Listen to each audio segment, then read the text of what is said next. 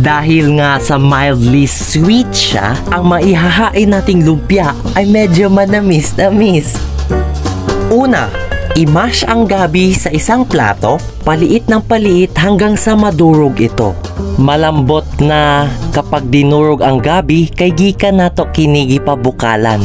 At aba syempre, di tayo kukulangin sa lumpia wrapper na galing sa pinaghalong flour at cornstarch. When fried, nagiging crisp at incredibly flaky to the bite. Sunod, lagyan natin ng mash na gabi sa taas ng lumpia wrapper. Isiksik ito at simulang tiklupin ang gilid ng lumpia wrapper at sa ibaba at nang mabalot ang mash na gabi.